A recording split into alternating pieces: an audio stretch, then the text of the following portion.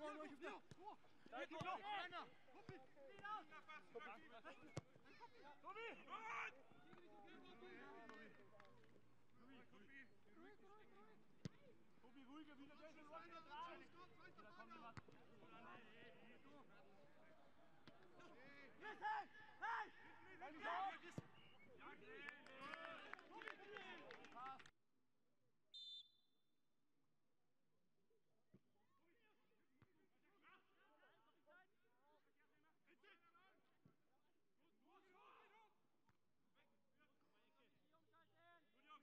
Der Name geht. Hinter mir.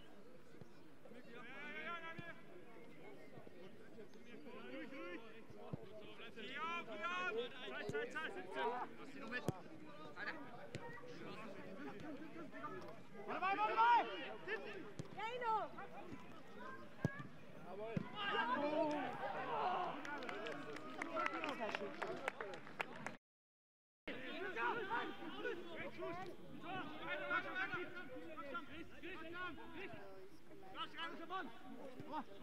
Ja, komm her! Hey! Hey! Doch, schau!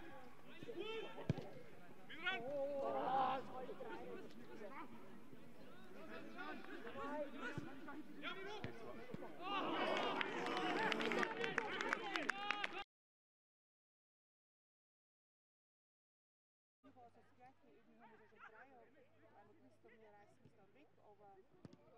Chris!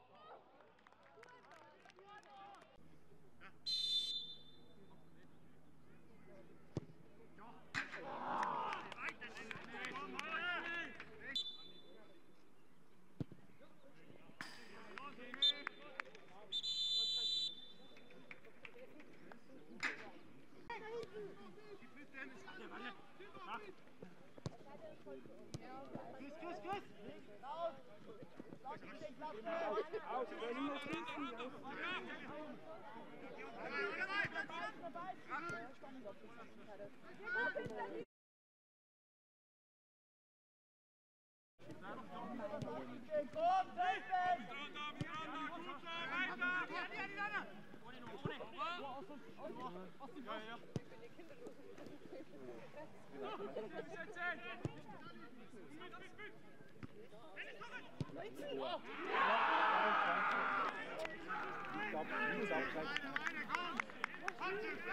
Das ist ein Jabstock, so cool.